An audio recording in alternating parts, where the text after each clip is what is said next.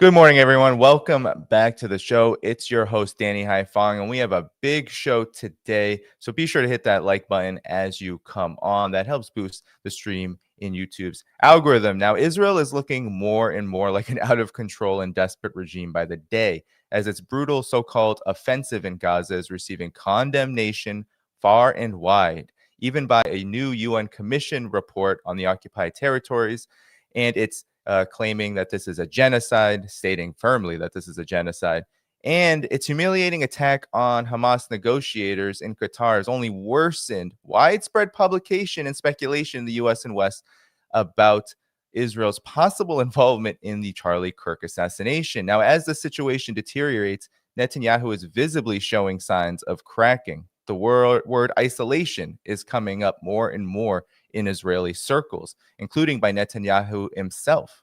Now, to discuss all of this and much more, I have with me friend of the show, our first guest today, Alastair Crooke, former British diplomat, geopolitical commentator, analyst, and author. He is the host and curator of Conflicts Forum Substack, which is in the video description below that you can catch after the show.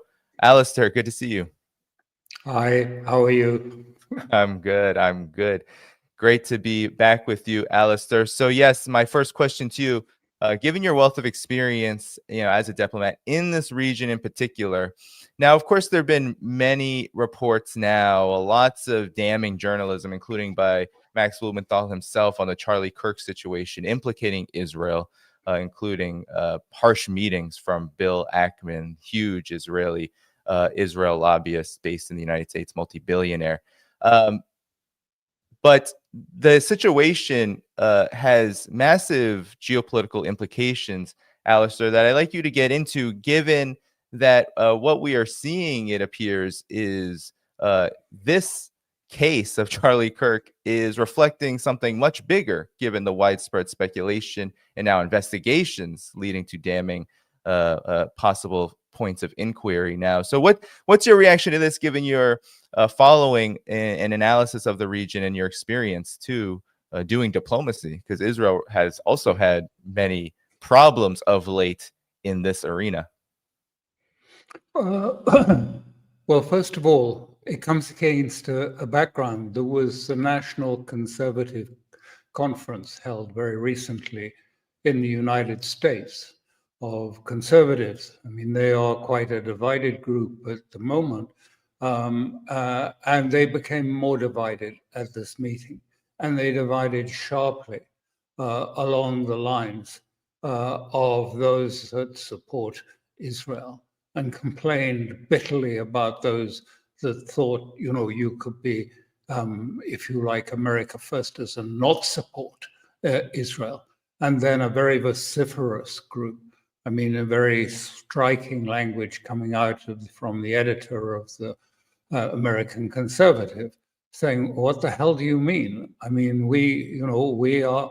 Why should support of Israel be part of a America First agenda?"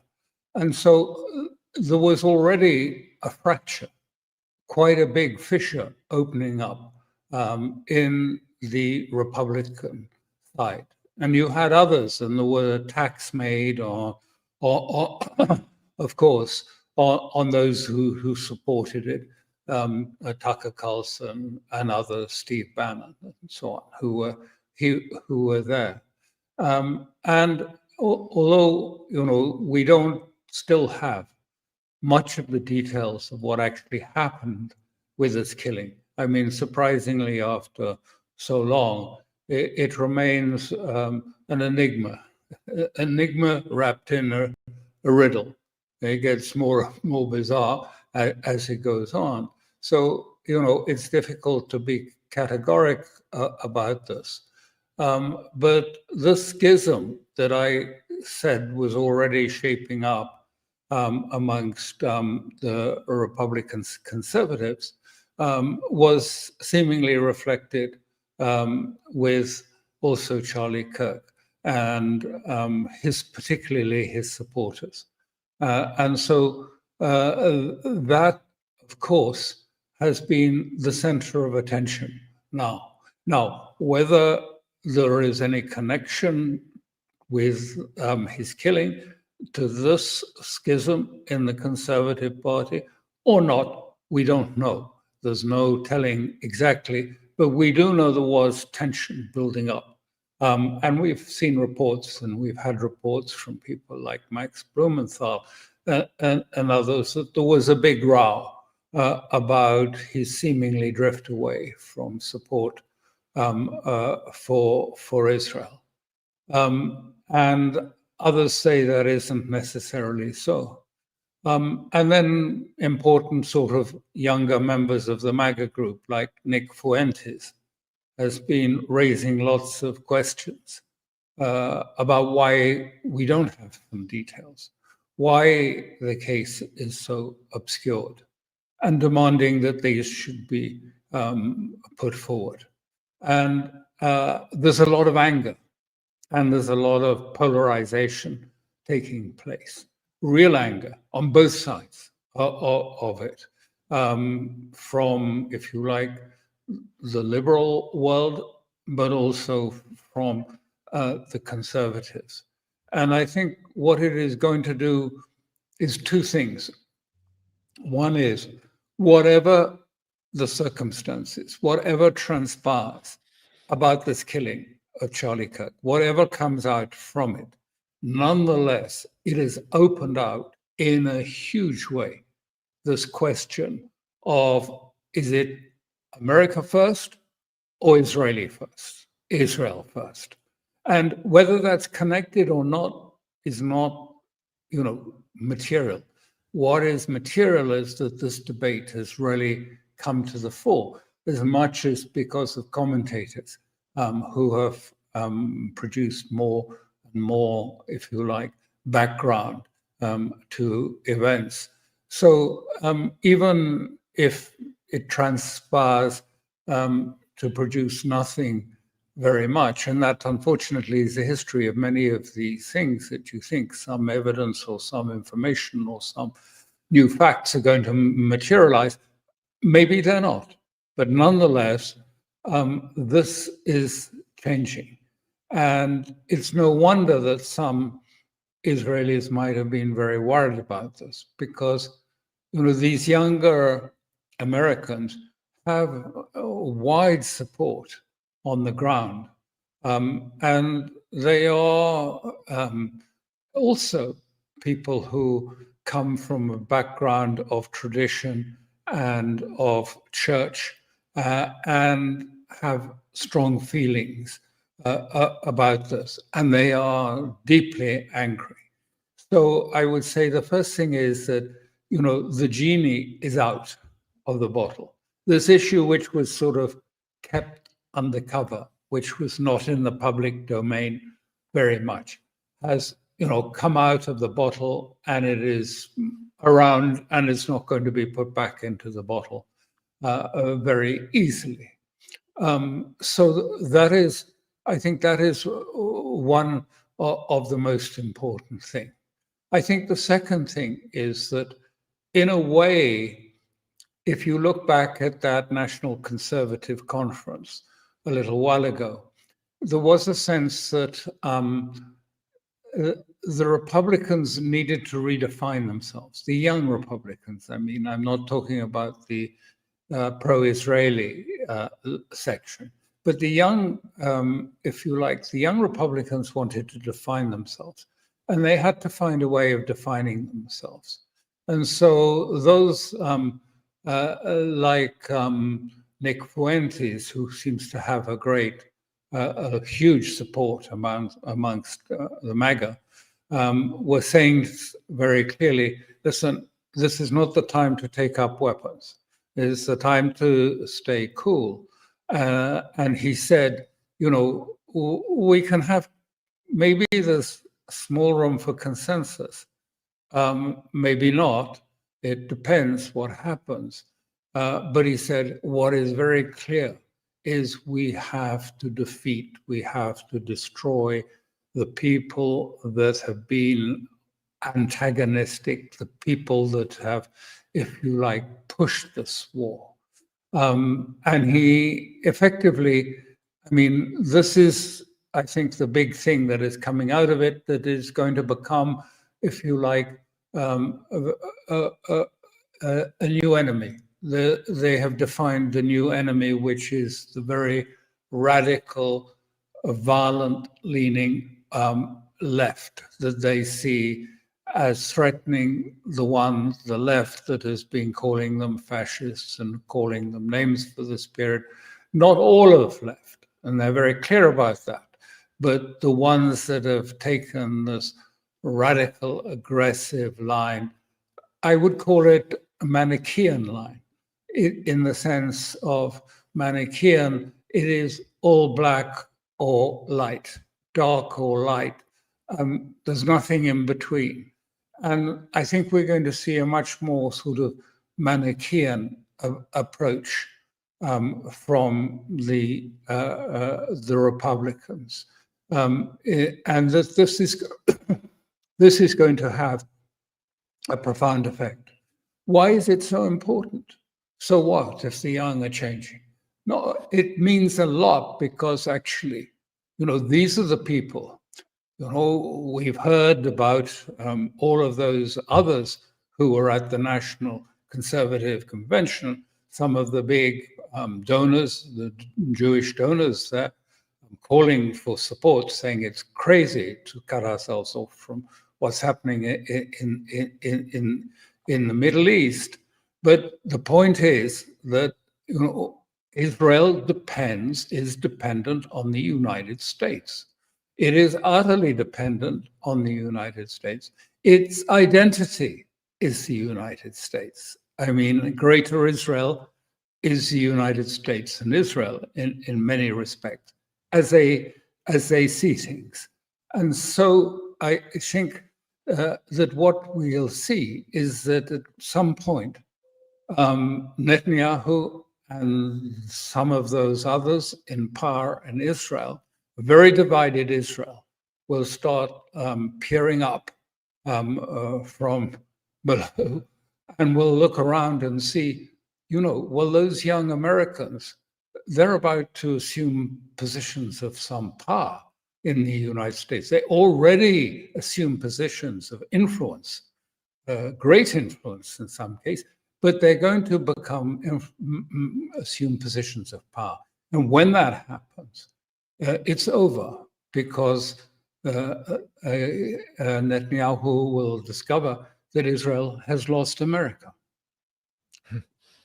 Yeah, I mean, I think those are great points, considering, in the domestic political situation in the United States, on the Democratic Party side, you have a big base of people that aren't even really with the Democrats anymore. I mean, their approval ratings are so low. And the Israel question is a huge one that has fueled that. It's a big reason why Donald Trump won in 2024.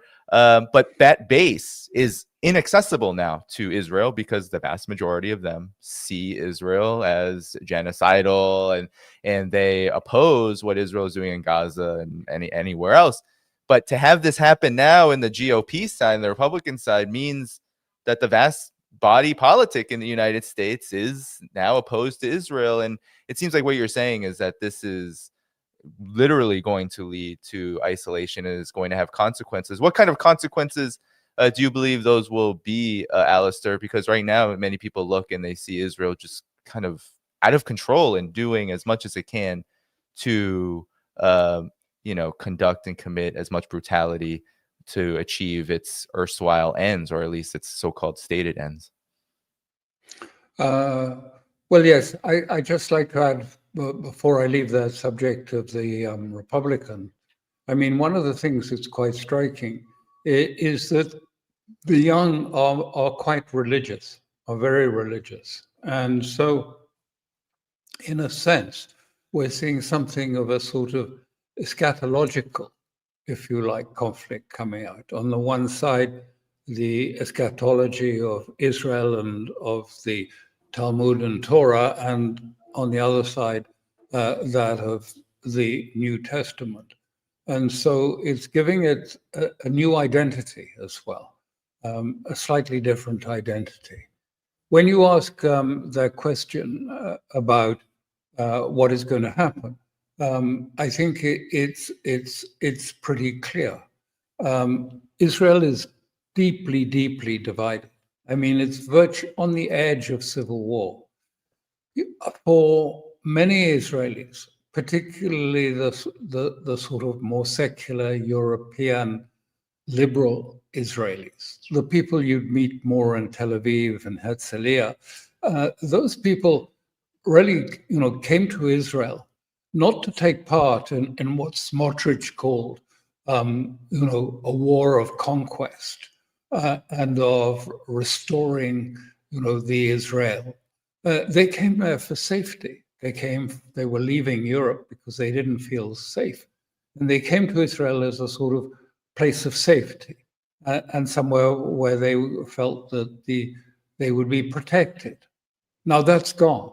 It's gone completely. It went actually on the 7th of October or 2 years ago, but it's now even more the sense that, how are they going to protect themselves when they are at war with most of the Middle East? I mean, they've attacked, I think, 6 countries or 6 places at least in these last few weeks. It was not just Gaza and the West Bank, but it was also Syria, it was Lebanon, it was Yemen, and it was Tunis. I mean, so all of these, I mean, it is a sort of maelstrom approach, if you like, the law of the jungle. And what I think we're seeing, which is so important, is that Israel is effectively abandoning all the norms of, if you like, politics. Not just the norms, but the laws, the institutions that regulate international politics, and also, of course, dismissing the UN Charter. It is a really deliberate, if you like, tearing up of the international, if you like, structure. A deliberate tearing it up to give them room to do whatever they choose, wherever they want, whenever they want, by military force. And so it has been quite deliberate. I mean, you can see it, a breach of norms in every area. I mean, just, what was the attack on Iran about? Well, there were many reasons, but one of them was it showed that they could break that norm too, as well as other norms. The attack on Doha is another case where they said, no, none of these old understandings exist anymore. They're broken. We don't accept them. We don't abide by them. It's the war of the jungle we are engaged in now, and we will win because we are clever and we have an effective military force that can impose on other states. So that's where they have gone to, in the assumption that they can ultimately win. There is the one piece missing to this winning, and we all know what that is. It's Iran. That is the piece that they feel is missing. Iran has to be, if you like, normalized one way or the other, or balkanized and turned into a Syria of competing, disparate groups killing each other and fighting amongst themselves. I mean, that was always the norm a long time ago. Even Ben-Gurion talked about the desire to have, the region fighting amongst itself, because then it's weak. And compared with Israel, Israel would be stronger. So that was always the prospect. And that is the missing part. So I think we will see a doubling down of that. Now, what is quite apparent is, and there was an article about this just recently, that of course Netanyahu and Derma know the bad press that Israel is getting. They know what's said in the international press. They know that they've lost international support quite widely. But what was said in this article, which I think is written by someone who's well informed, was they don't care. Netanyahu and Derma, they are not bothered. Why are they not bothered? They should be. Why are they not bothered? For one reason, and that one reason is known as Mr. Trump. And they make this very clear. So long we don't give a damn what the world is saying about us, they can say what they want. We have Trump. And that's their answer to this question.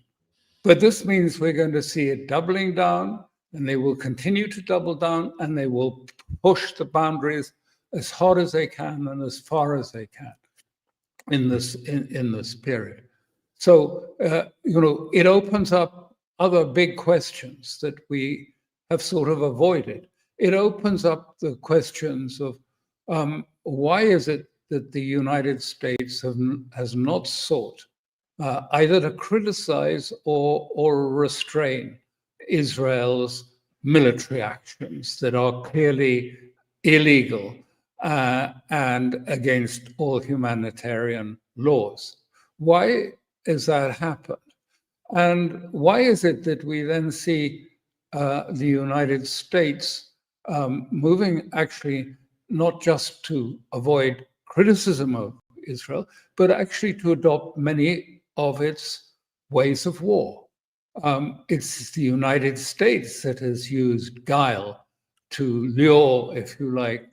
First of all, it was Hezbollah, and then it was Iran, and then it was Hamas in Doha, into a situation where they were all together for decapitation, for collective decapitation of the leadership. It is the United States that has supported, if you like, decapitation itself in Yemen. That was America supporting, saying that they wanted, I think it was Hegseth who said very clearly, our aim in Yemen is to decapitate the leadership. I mean, these are changes in the global foreign policy sphere, which are very significant. And of course, I mean, now we're looking at what's happening offshore at Venezuela. These boats that are being attacked, and those that are on board are being vaporized. And there's no real detail. So what is going on? I don't know, but it looks as if Mr. Trump is very frustrated by how he finds himself, and that he's not having the foreign policy successes, or indeed the financial war successes he hoped. And he seems to be turning and sort of following and emulating Mr. Netanyahu, whom he much admires, emulating him in his, if you like, military strategies. And the background to this, the reasons why Trump seems unable to move away from this complete support, we don't know. That is another unknown reason in this, and a very important point in this occasion. It's also, I mean, this puts him in direct tension with his own base, because he is going on supporting, look what's happening these days while we're talking in Gaza. I mean, the sheer destruction, the killing, everything like this. It's putting him directly at odds with his own base. And we know that Trump has said to Netanyahu, we are losing the young. We're losing the young. Said, and he acknowledges the vibe. He says, we can see it. You're losing Congress too. And Derma and Netanyahu just smile and say, yes, that's right, secure in the knowledge that they have Trump by some reason or another. So it's changing Western, or at least certainly American, and to a certain extent European, lesser so, but European policies. I think shaping it in a different world, outside of, if you like, the Charter of the United Nations, international law, and the old conventions, the Vienna Convention and the other treaties that have regulated life. But the thing that Netanyahu said, which has shocked the public, because he said, actually, we are little Sparta now. Israel has becoming little Sparta, and we have to get used to, and you have to get used to the fact that we are under siege. We will not be able to, live off other states, to trade with other states as we used to. And indeed, the Europeans even have begun moving in that direction, slowly, as usual. But they are tentatively moving in that direction. So he says, we are going to become an autarky, and that we are going to become self-sufficient in military equipment. I mean, what does that mean? How much money will they have to spend to become? I don't think that it's even possible to become self-sufficient in air defenses. I know they regard themselves as very technically innovative, but they don't have, even the air defenses they have now, are not really very great. So, what's going to happen? And then, of course, we are going to move to the next thing, which is war with Iran. And this is going to be a really major affair. And that is going to, I think, change the course of the Middle East. Yeah, no, great points, Alastair, and we can definitely dive more deeply into this last point. I wanted to show you, Alastair, this is even making the rounds in Western mainstream media, major critiques of Netanyahu and Israel's push, quote unquote, into Gaza, what they've called an offensive, an occupation. What many are seeing is, even the economists are seeing, is just a rehashing of what happened in the hours and days after October 7, 2023, where Israel's leaders, they say, fear American support for their war is about to run out. But one of the key highlights here is they show recent polls are showing that over 70% of Israelis favor a ceasefire over continuing the war, and that there are major fractures, as you have mentioned, in Israeli so-called society on this question of the war. But I also wanted to show, as you were talking about the super Sparta vision that Netanyahu has as he braces what it seems like for an isolated economic future, major financial institutions, Alastair, in Israel are saying that Netanyahu needs to cool it with this, and the financial situation now in Israel is bleaker and bleaker. Stocks are plunging just because of these comments. And then finally, here are comments he made to the finance ministry in a conference. This is in another language, not in English, it's in Hebrew. So I'm going to play it and read just a few seconds that he comments. He makes very choice comments that show this desperation. So he says, countries like Qatar, China have invested and continue to invest enormous sums to influence Western media with an anti-Israel agenda through bots, AI, publications. You open your phone, you're bombarded. You see it first and foremost on TikTok, without a doubt. This has far greater power than traditional media. Now, this is ironic, Alastair, because now even quote-unquote traditional media are making these same pronouncements and criticisms that he is railing against Qatar, who Israel struck illegally, attempts to murder and assassinate negotiators, and now even China. So what do you make of this overall situation? It seems like Netanyahu is showing more and more of these cracks, even publicly, and it's causing panic, it seems like, in elite circles in Israel. That is obviously correct. The economic situation is dire. The huge number of call-ups of reservists, is depleting the economy. Depleting it of staff, of people running their own businesses. And the shops are nearly empty in many places. I mean, restaurants and things. So it's directly affecting it. They've just called up, I think, another 300,000 reservists. But I would say something is more important that is really going on in this is this question of the ethos of Israel and its legitimacy, therefore, because many Israelis are feeling that that they really almost lost the legitimacy at the founding of Israel by what happened during Nakba. The massacres, the killings, the rapes, all of those things which were never properly brought to justice, were never even investigated. At least there was an investigation, never published. And that now we are back at Nakba 2.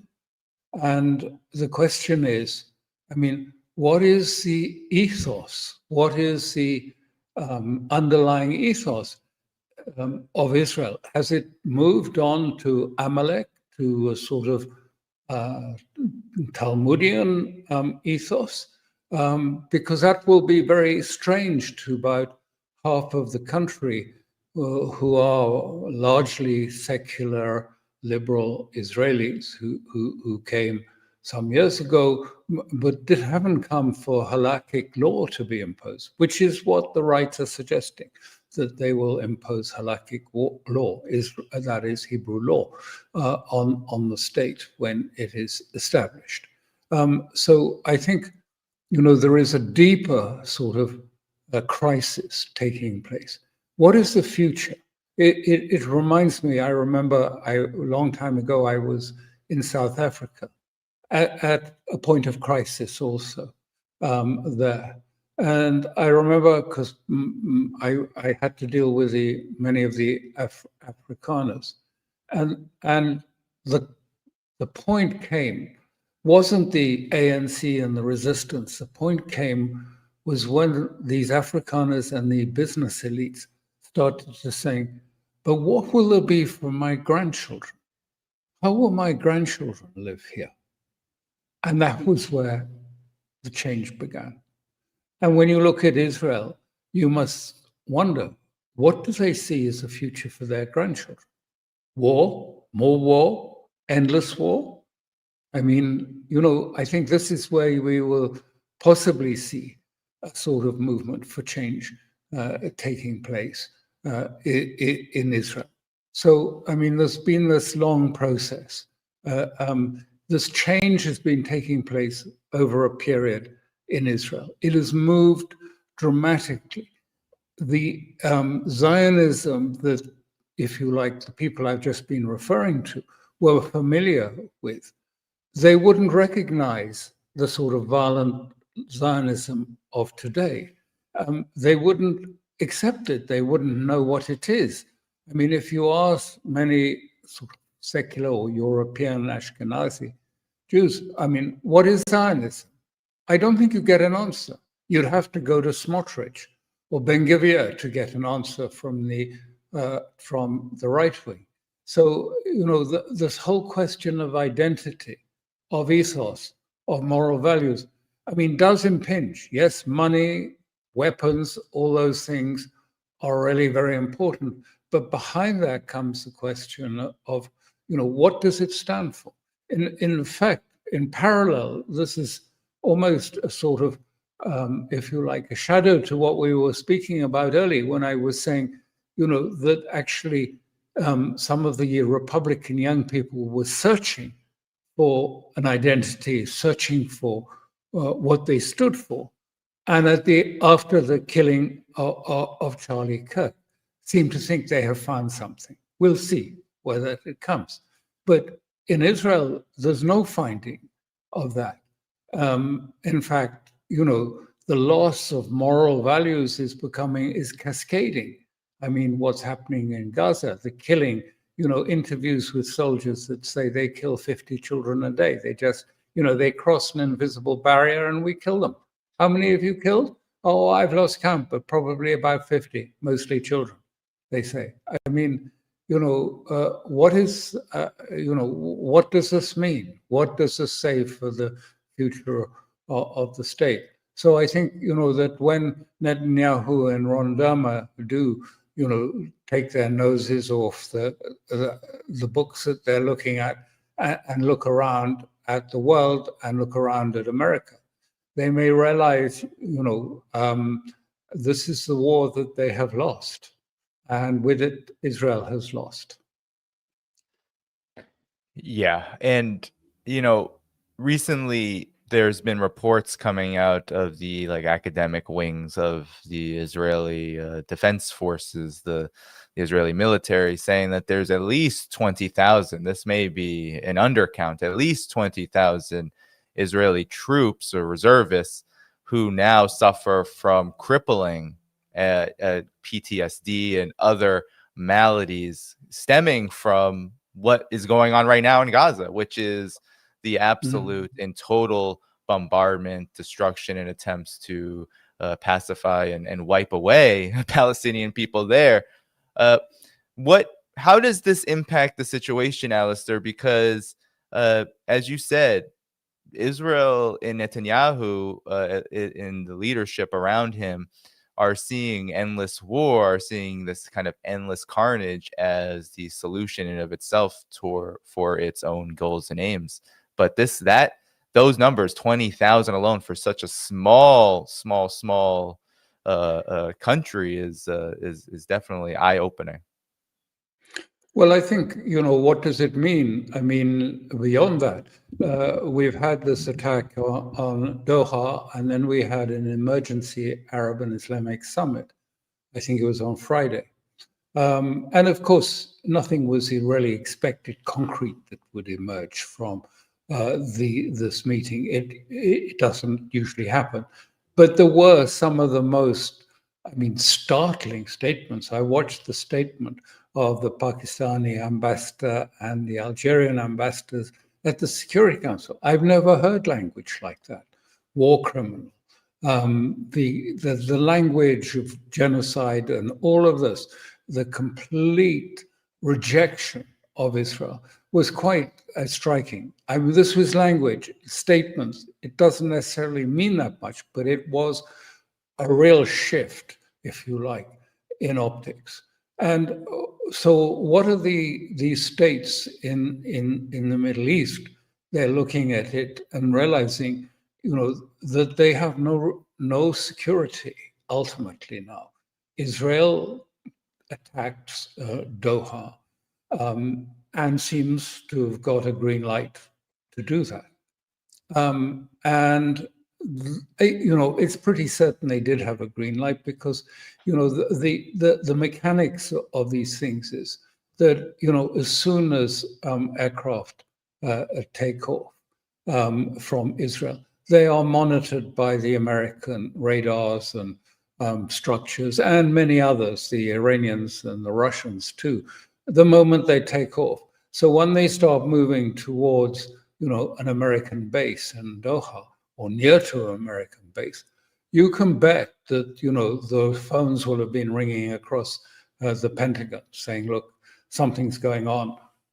If it wasn't prearranged, then everyone would have known at that point. But most likely it was coordinated earlier because we see at the time there were two refueling, one British and one American refueling tankers in the air sitting off Doha as the attack took place. Obviously, because it's quite a long distance from Israel, ready to refuel the Israeli jets on their way home. But what I would say is that, therefore, it's a shock. Even if nothing dramatic emerged from the conference, I think Gulf states have been shocked by this and feel frightened that they haven't got the security that they thought.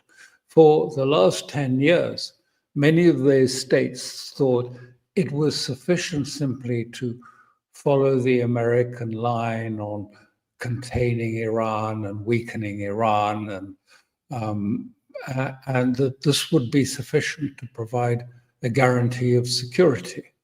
Well, first of all, then, the attack on Iran came out of the blue, And secondly, then the attack on Doha.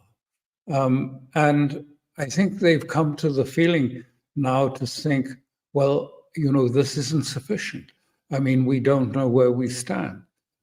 This is a frightening situation. And we see some signs of change. I mean, Egypt has deployed Chinese air defenses throughout the Sinai in these last days against an Israeli or an American attempt to force Palestinians and to attack the Egyptian forces so as to allow the Palestinians to go into the Sinai, which has been an aim of Israel for a long time.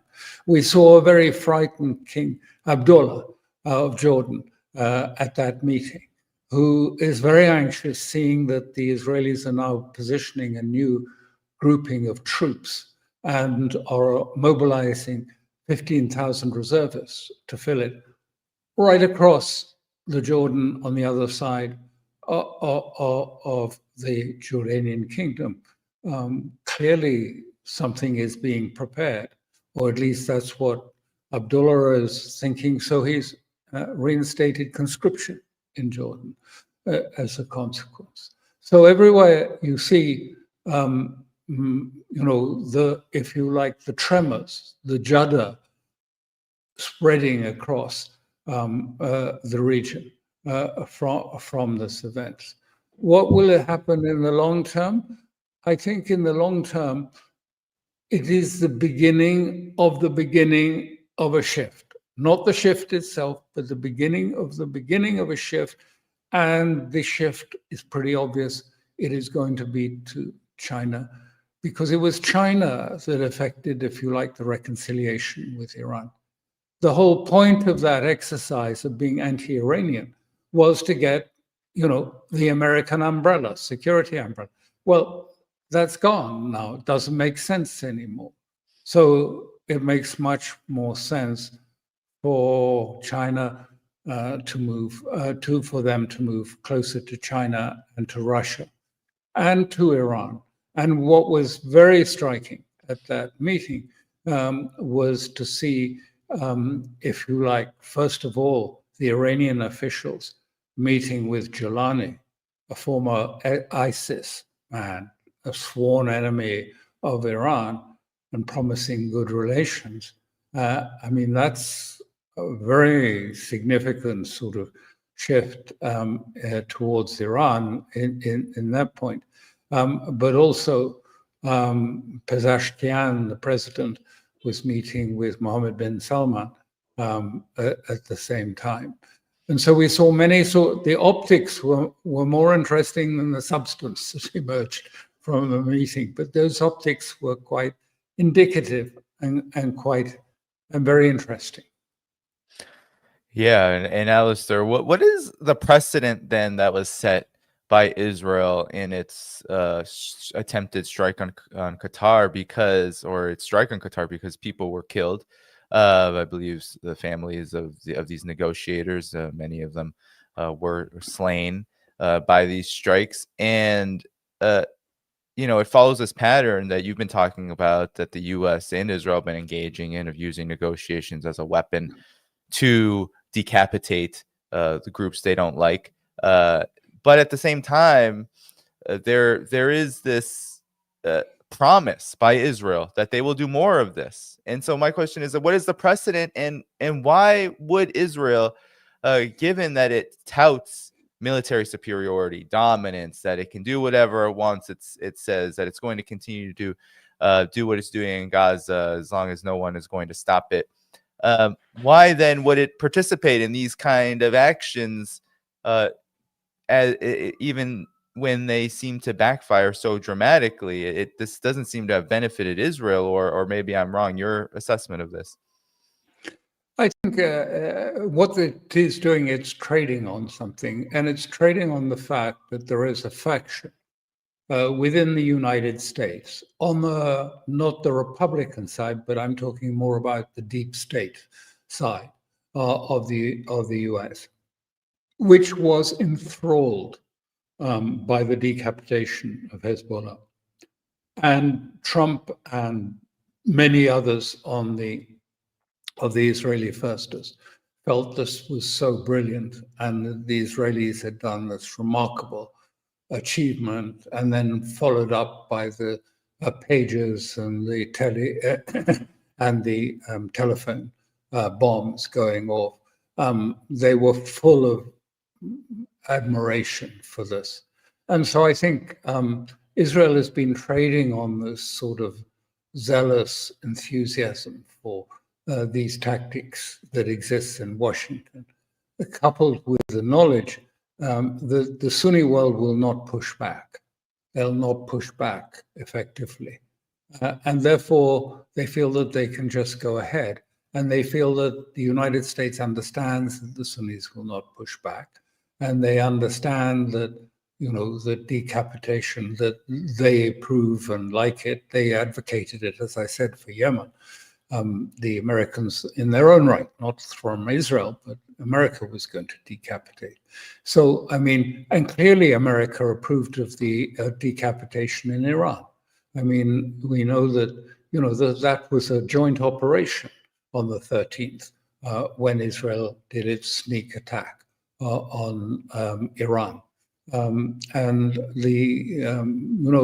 Trump was saying to acquaintances in the West, it's going to be a great success. It's going to be a showstopper, isn't it? It's going to be great. These Israelis, they're so clever.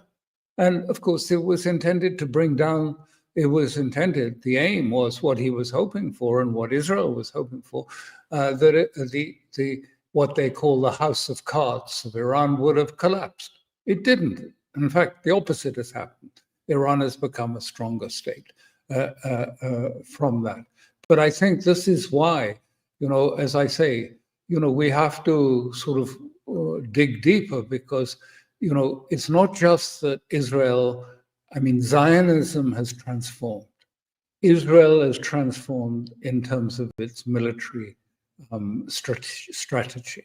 But also, in its wake, America has been transforming and pursuing very similar tactics too. Does this imply something more profound about where the United States is going? Is the United States, and then Mr. Trump, in his frustration at perhaps not getting the successes he hoped for with Russia or China or India, is going to use the sort of escalatory dominance to try and achieve something in order to try and address the most pressing need of the United States, which is its financial needs, which is to get the money flowing into the United States to offset, if you like, the budget deficit and its contribution to a growing debt problem.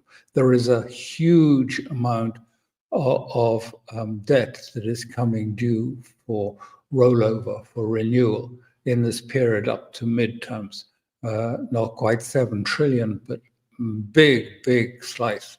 And I think Trump's real focus is on how to deal with this.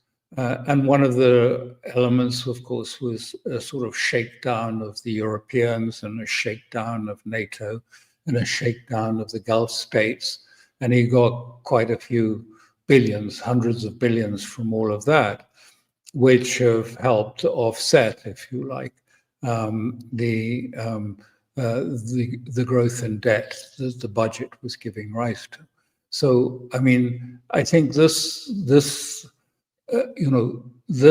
is why he wants to appear tough and to sort of take a leaf out of Netanyahu's book and being someone who, really does it and is tough on the ground, because he wants these people to pay up. And they need to pay up, otherwise there's going to be a real problem in the United States in terms of its debt overhang. And after all of this carnage, what we're seeing in Gaza City, what Israel is doing, Alastair, the the presumed conclusion by both Israel and the United States is that this will eliminate and end Hamas, that Gaza, Palestine overall will no longer be governed or have any influence over it by Hamas. Do you see this as happening? There's been a lot of speculation already about this operation as already being simply a rehash of what Israel did to begin this military siege and economic siege and escalation that has really blown the world away. What's your take on this?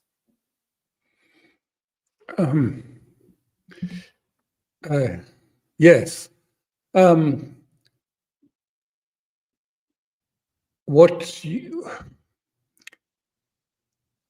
Your question, where is all of this leading, essentially? What is it going to do, either to the United States or to the global sphere? I mean, really, at this stage, we can't answer very clearly that, except to say that the China and Russia are strengthening very much in this period. They are very quietly and without fanfare laying out a new international trading system. The elements of it are mostly already in play. We don't notice it much because it doesn't get much attention in the press. But this is occurring at the same time, and Europe is much weaker in this process. So I think we will see, with a weakened Europe and with an America that is struggling to, if you like, impose tariffs and other methods to try and increase its revenues, that the trend is going to be towards China. If you look at a map that I saw one recently put up on Larry Johnson's site, which was a map of how many states, it was a colored map of how many states had the majority of their trade with the United States. And at about 2000, it was almost all blue for the United States. You look at the same map today, and my goodness, how it's changed. Africa, much of Asia, much of the world. Now the majority of their trade is transacted with China. And this is going on quietly, and the press don't like to comment on it or to notice it very much. But this is a really important element taking place. Yep. Yeah. I mean, that is the future. And so what is the role of Israel in all of this, Alastair? Because it is, a lot of people have a difficult time understanding. I think, when it comes to the U.S., they make it very clear. The U.S. makes it very clear that its ultimate goal is containment, weakening Russia, China, basically any state that gets in its way, it perceives as getting in its way of unilateral, unipolar dominance. But Israel, many people look at Israel and they see what's going on in Gaza and the region, and then they see it's a big problem. But I think Israel has this also global significance to it, in the sense that it serves as a very key element in this overall attempt to weaken this shift. What's your assessment of Israel's global role then, given that it has such an outsized influence over U.S. politics, what we're seeing every single day here in the U.S.? What I think is its influence over the actual dynamics that matter will be minimal. because the actual dynamics that matter. Often businessmen put it in terms of where do you do business? Where do you want to do business? I mean, America, of course, because it's got innovation and technology, and it's got good capital markets and debt markets, etc. I think that's over. I think, you know, the American population is 3% of the globe, and that it is has a huge disproportionate amount of the capital, of liquid capital at its disposal, a disproportionate amount. But really, if you look at where things are leading, it is to Central Asia, to the heartland of Asia. And that cannot be ignored. And certainly, I mean, Israel acting as it's now acting is not going to do anything to change that. It may actually only accelerate it, because this is, you know, seen as the exemplar, the avatar of American thinking and American policy. And most of the world don't like that. They don't like to be bullied. They don't like to be lectured. They don't like to be shaken down for their money.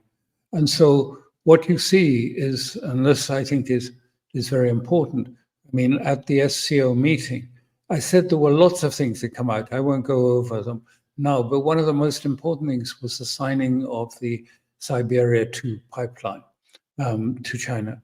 Why is that so important?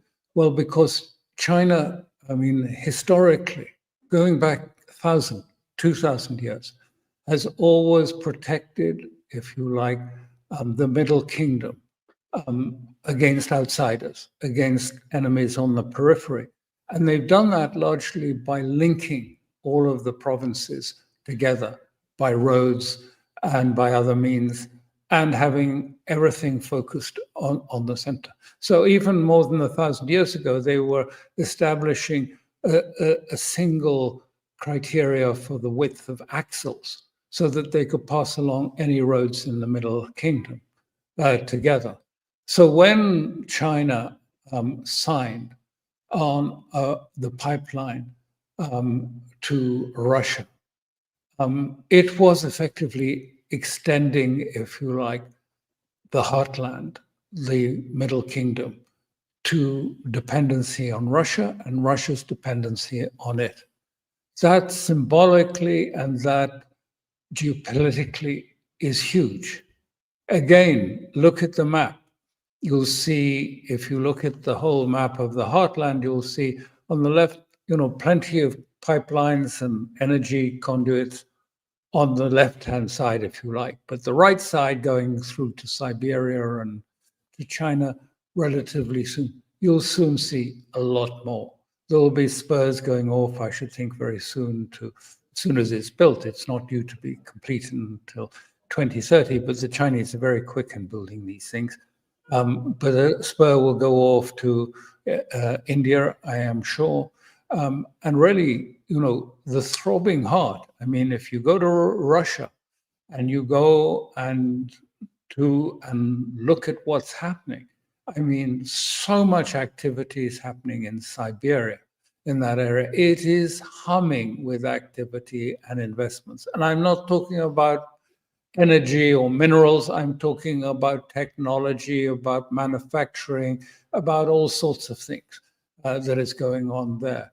And I think, you know, all of these regions, just as you put up that map and you see Africa is now swung over to China, and China's implementing many infrastructure projects there.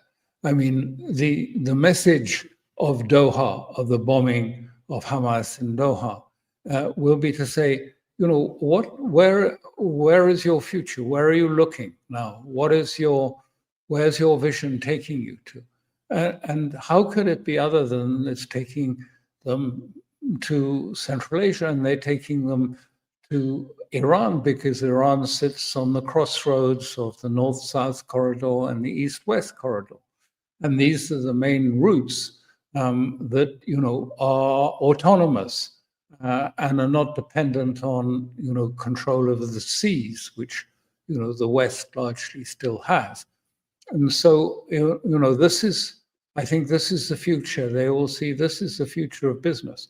And China has introduced really revolutionary new ways of doing business there by making the digital yuan convertible on the Shanghai Monetary Exchange into gold, linking it to gold, and then creating another, if you like, off branch in Hong Kong, which is which is considered offshore for China. So all the capital controls and everything will not apply to its branch, where you can take delivery or give delivery of gold in Hong Kong. And where do you think the one that is currently being built, another Shanghai monetary stronghold vault, is being built? In Saudi Arabia. I mean, and Saudi Arabia has been a part of the M-Bridge experiment for some time.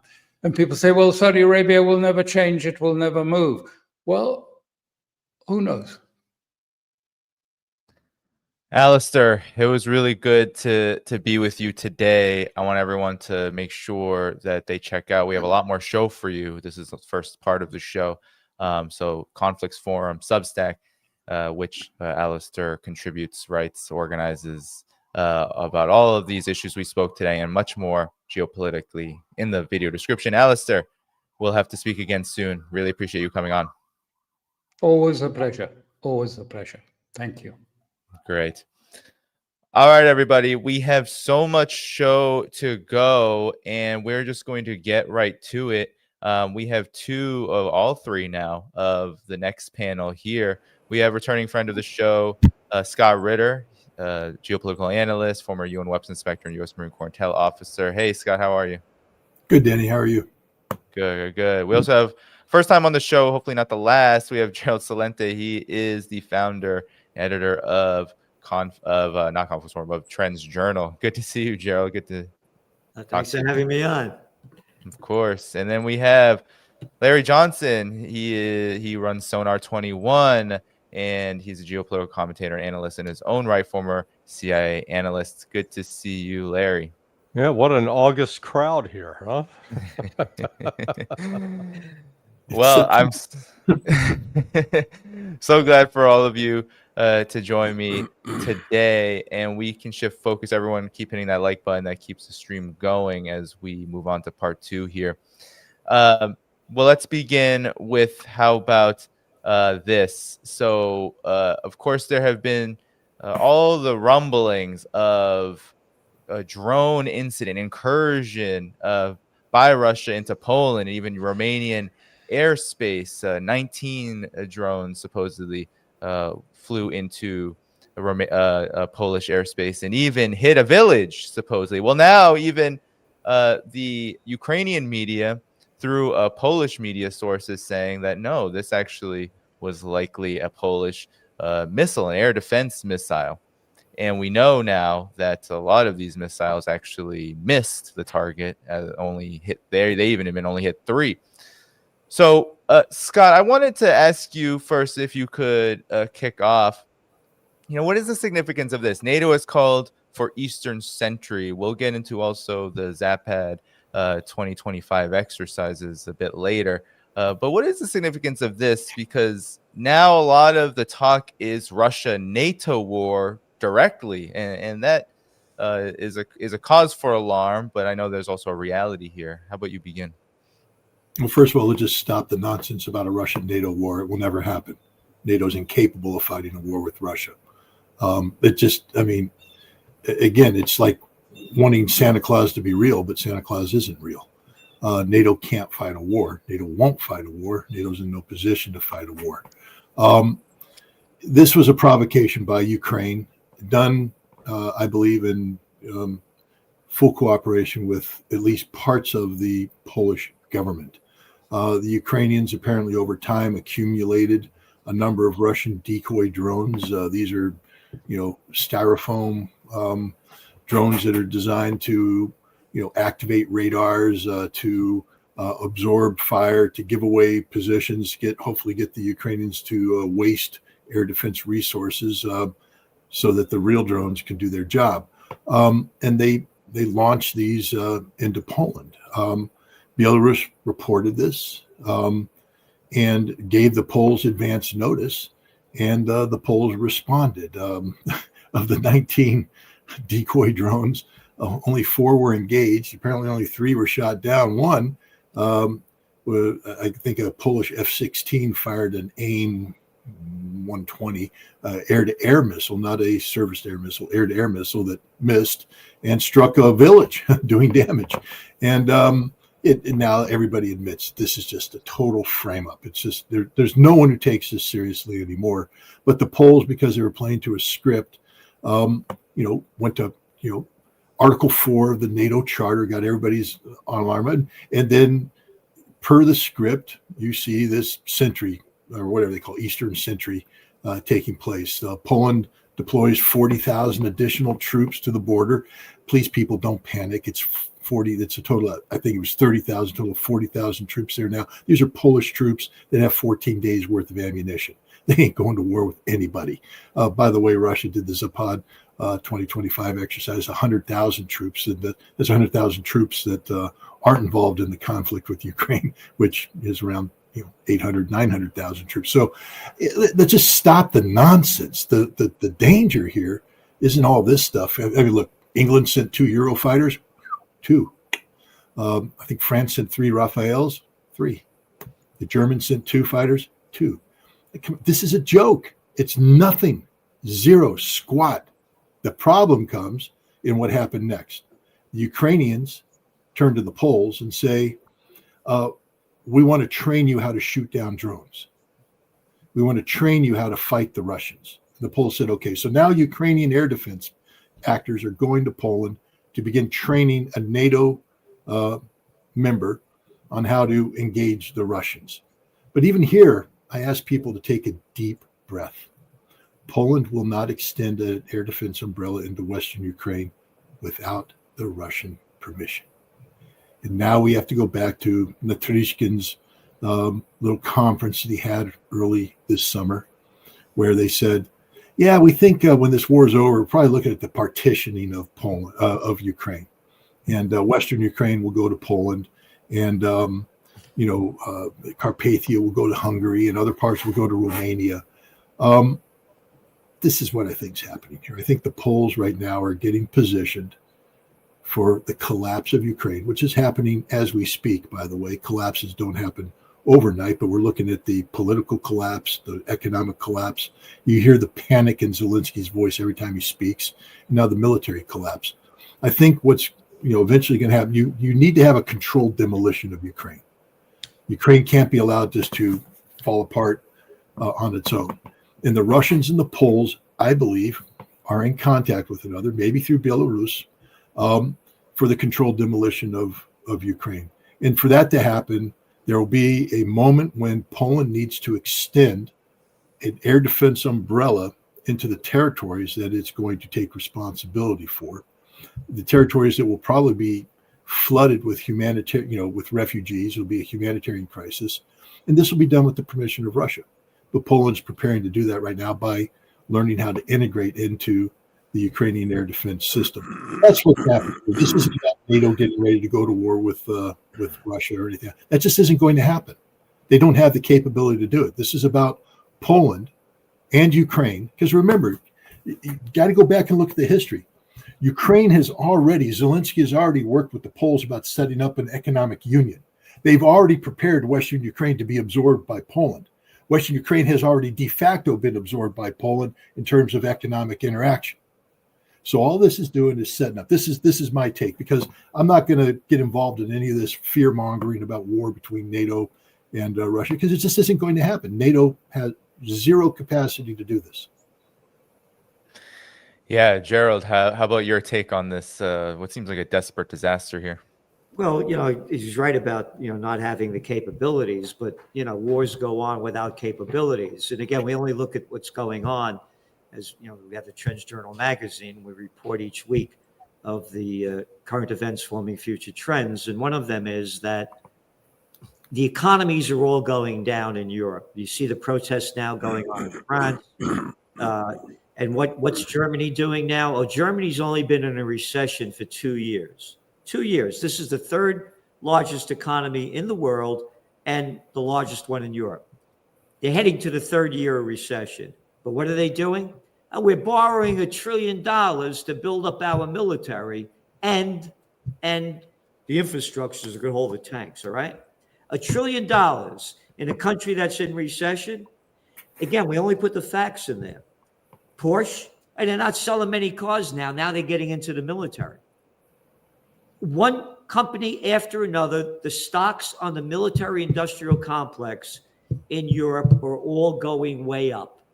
One of my lines is, when all else fails, they take you to war. Only by the facts. Let's take a look at the Israel war. There were 39 weeks of protests going on in Israel when Netanyahu got elected and tried to push through his Judicial Reform Act. Everybody forgot about this. Not my language, the language of Isaac Herzog, the president of Israel. This is, now I'm going back to 2023 and 2022. Quote, there's a civil war going on in Israel. That's right, 39 weeks of protests. What happens? Hamas attacks on October 7th. Boop, everybody forgot about it. Oh, again, we only put the facts in. We write a magazine, a weekly. 3 days later, it was reported that the United States and Egypt warned Israel that the attack was going to happen. And Haaretz, the Israeli news site that we subscribe to, also reported on and on and on that they knew this attack was going to happen. When all else fails, they take you to war. Want some more facts? Google up. Everybody listening, just Google up Franklin Roosevelt seizes all Japanese assets. History Today. Mainstream. On July 26, 1941, President Franklin Roosevelt seized all Japanese assets in retaliation for those dirty Japanese invading French Indochina. French Indochina? What the hell are the French doing in Cambodia, Laos, and Vietnam? And you're calling it French Indochina? Shut the hell up, Celente. We're in Algeria. We're in Morocco. We got the French Foreign Legion. We're stealing, robbing, pillaging, anything we want. The United States, I'm not making this up, and the Dutch East Indies. Dutch East Indies? What the hell are they doing over there in Indonesia? Oh, the same thing the French are doing. Stealing, robbing, and pillaging. And the English, who had military bases in Singapore. Oh, the English, where the sun never sets on the British Empire, were murdering people all over the world. They put sanctions on Japan.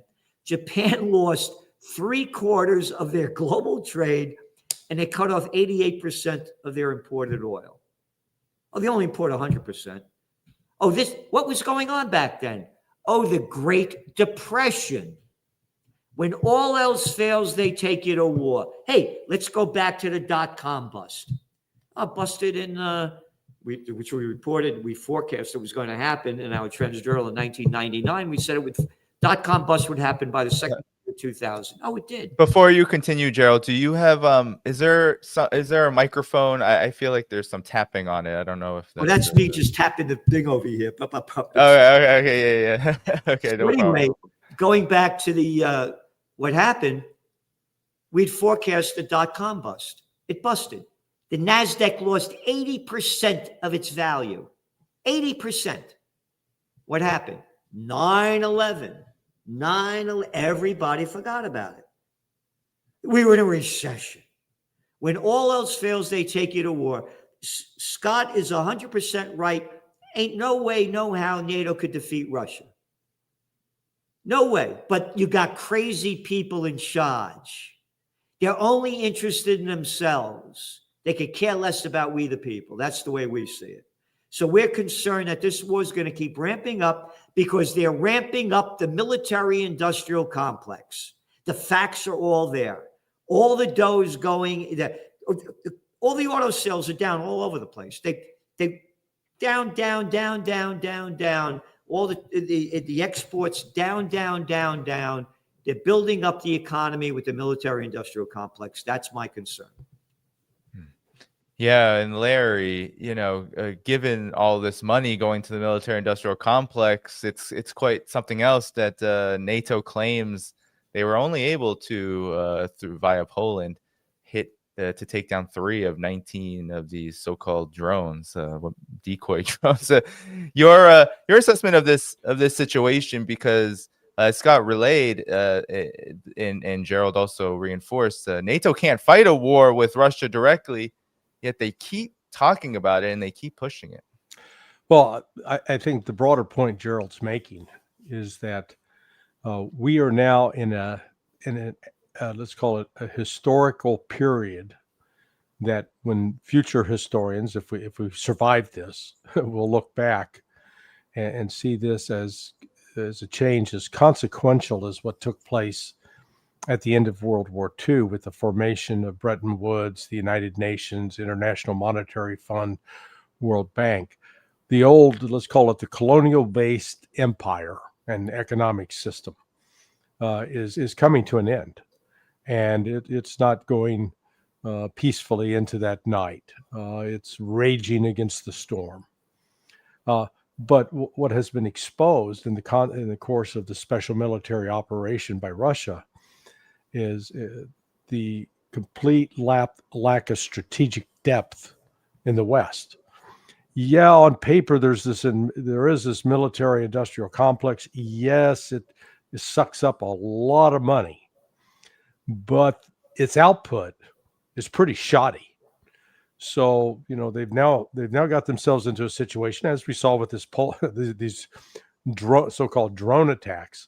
I think Scott's exactly right. This was something ginned up by Ukraine in a desperate move to create a provocation that would bring NATO into the war full bore. A couple of the drones had actually been taped together with 100-mile-an-hour tape, duct tape. They were, basically plastic and styrofoam. They didn't carry any weapons. And here's NATO using AIM Sidewinder, missiles to take out a drone that may have cost $1,000 to build, and they're using a missile that costs hundreds of thousands, if not $1 million. Aircraft that were scrambled, F-16s and others, F-35s, to try to take down these drones. And with all that military technology, they only got 3 out of 19. That's pathetic. The Patriot missile situation, not only is it ineffective against any of the hypersonic missiles, but you got to fire at least 2 of them on any inbound target. Well, that sounds great, except when you realize on one day alone, Russia fired 800 plus drones and missiles in just one day. So if you've got to fire 2 Patriots for each one of those, you're up over 1,600. Except Lockheed Martin only produces 550 a year, and they don't have the industrial capability to suddenly start producing 5,000. So the United States primarily, but NATO to a lesser extent, have erected this military-industrial complex that is actually reminiscent of Soviet industry back in the days when the Soviet industry didn't work so well. It cannot produce effectively or efficiently, and what it does produce, man, it's costly as hell. Yeah, and Scott, question to you: why now? Why is it that we see NATO, we see Poland, we see Ritter talk in this way and almost deflect from Ukraine? And that's what it feels like too. It feels like a deflection of the situation in Ukraine overall. So why now? Why is it that they want to talk so big about war with Russia, despite your prior points of their inability and lack thereof of resources to even do that?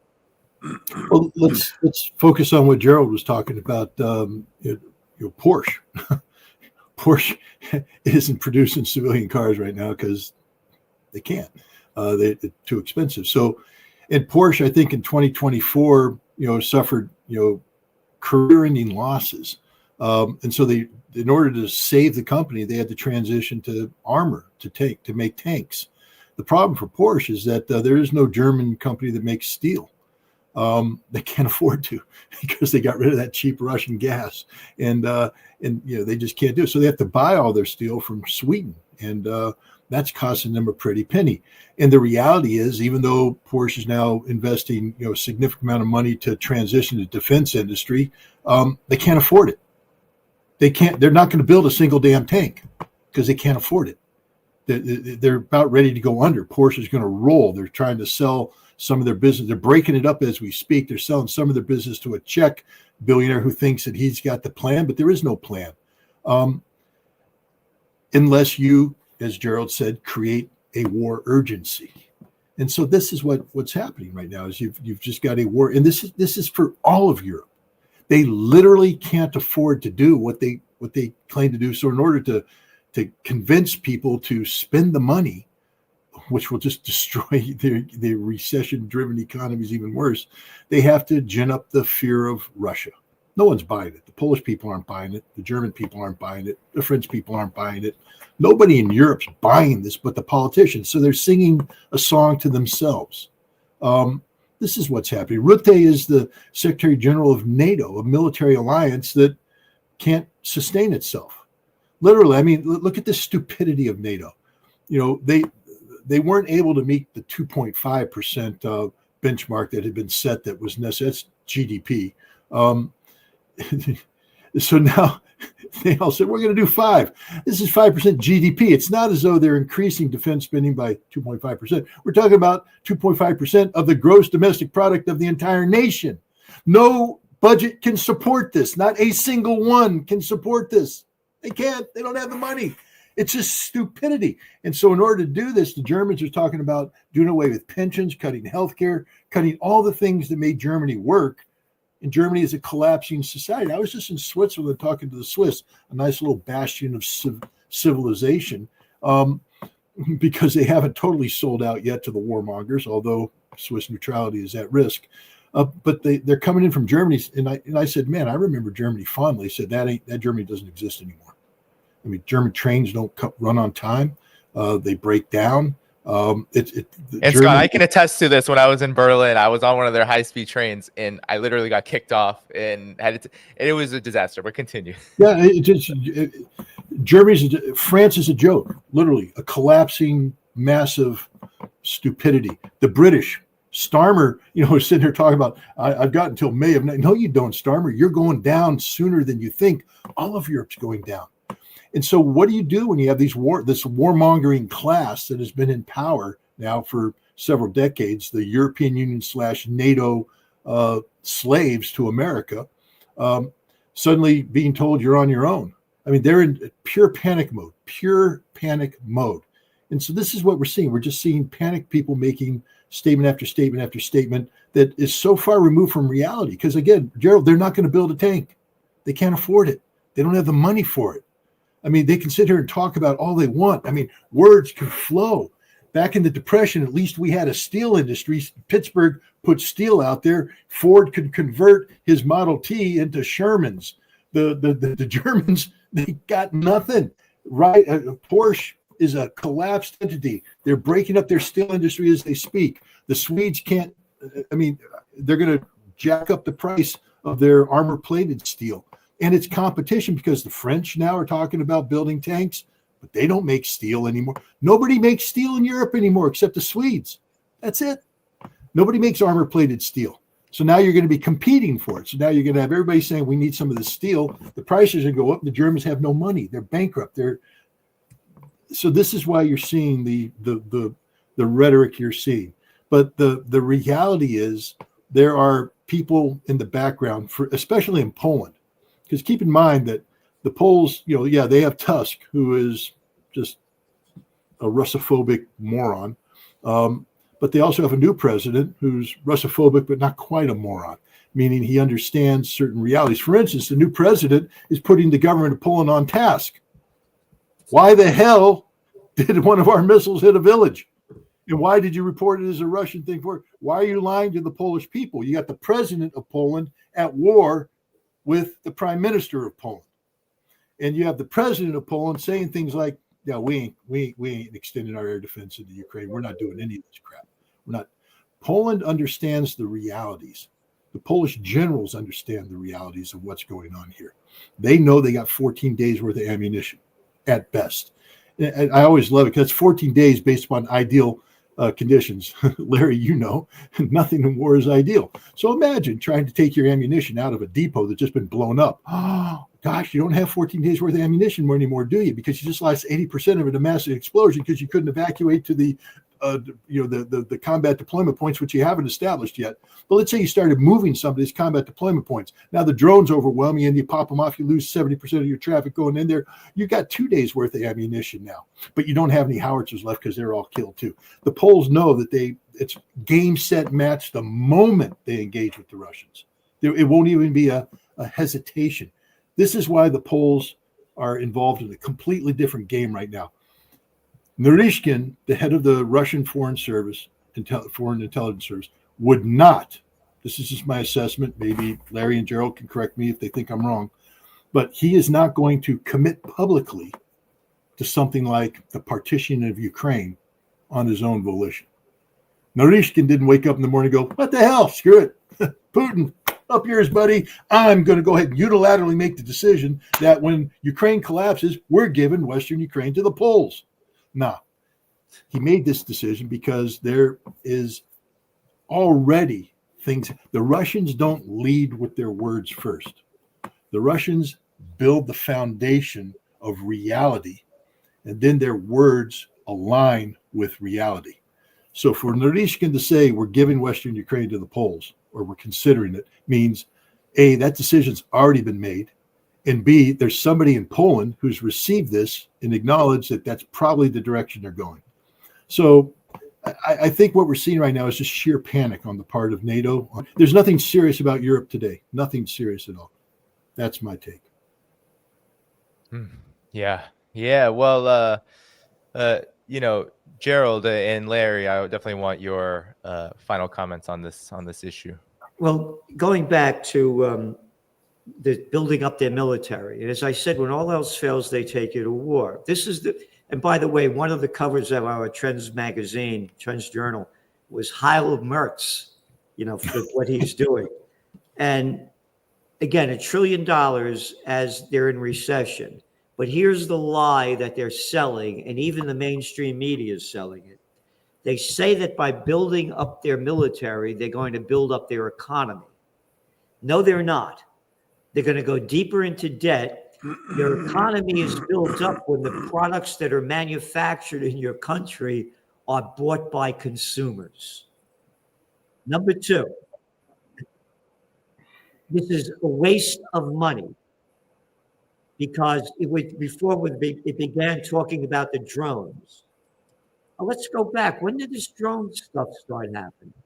Well, that's relatively new in the last, decade and a half, maybe. The weapons that they're making, this is like making, catapults to fight a war or trenches. This is tanks, planes. This is all a waste of money. World War III, what was this guy's name, Einstein? They asked him, what kind of weapons will be used to fight in the Third World War? He said, I don't know, but they'll be using sticks and stones to fight the fourth. Got it? This is a total waste of money.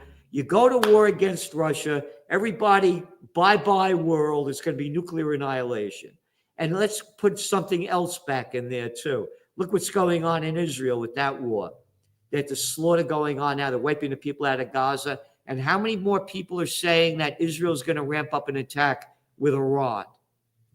It goes to war with Iran. This time it's going to be a totally different deal. Iran is a very advanced nation, militarily, scientifically, technologically. And what does Israel say they're going to do if they lose? Not my language, their language, the Samson option, SAMSON. They go nuclear. So that's my greatest concern. This weapons that they're making now, this is a waste of money, only enriching the military-industrial complex, and it has nothing to do with winning a war. This is one of my books, Trends 2000. I was brought to, it was an international bestseller, I was brought to Virginia Military Institute back in 2000 to talk about what I called New Millennium Warfare. It's a totally different game. And that was 25 years ago, and how things have advanced since then. So again, I don't know how World War III will be fought, said Einstein, but World War IV will be fought with sticks and stones. Larry. War is a skill. And I'm a firearms instructor, and I know that if people go out and practice, they can improve on what they do. Well, what Russia's been doing in the course of the special military operation, it's been going to advanced graduate school. They've been learning all along the way. They didn't start off with one firm plan and then stick to that without any change or alteration. What they have perfected is described as net-centric warfare. And it's the kind of thing that a soldier out in a particular location that's getting attacked, whether by drone or artillery fire, can immediately call in fire on that particular target, so that they're integrated fully throughout the various echelons of the military. And they have perfected this kind of communication, as well as innovation at the lower levels. In the past, the model was that the Soviets were very rigid, and they did things one way and they wouldn't listen to the soldiers on the front line, and that's been proven to be just wrong. I raise that because, in contrast, there doesn't appear to be any learning going on in the West, particularly among NATO.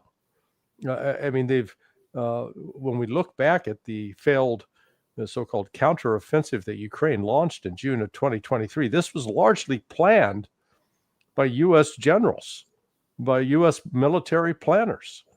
You don't have to be von Clausewitz or Sun Tzu to figure out that if you're going to attack a bunch of entrenched positions and fortifications that are very much in depth, and you don't have any air power, your chances of winning are pretty slim.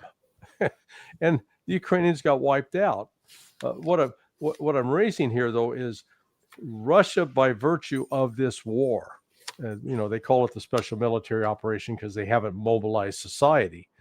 But nonetheless, they are learning things about their own productive capability, their ability to innovate, their ability to bring new technologies to the battlefield, that they're not burdened with some of the same bureaucratic and political obstacles that the West has shackled itself with. So they're much more nimble and capable.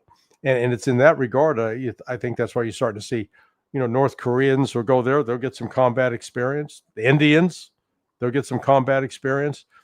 China hasn't put its foot in the water that way, but the reality is China, despite its magnificent, it's got this huge military, very, technologically sophisticated, but, they haven't really fought a war since '79. And the last time they did, they got beat. So, just having a team that looks good in uniform doesn't mean they can actually get out on the field and play. Russia has now established itself, in my view, and I think Scott shares this, as the preeminent military power in the world today. But they're doing it from a reasonable standpoint of they're not looking to become the global hegemon and to become an expeditionary military where they expend all of their financial resources in fruitless wars overseas. I think they're content to stay as close to home as possible, fight a great defense, but in the process, demilitarize the West, which is exactly what's happening. Yeah, and in terms of this innovation, I wanted to get into this with you, Scott, and of course the rest of our panel. But to start with you, Scott, let's take a look at, so Vladimir Putin, briefed the Zapad 2025 military exercises conducted with Belarus. The U.S. actually had an officer contingent that was there.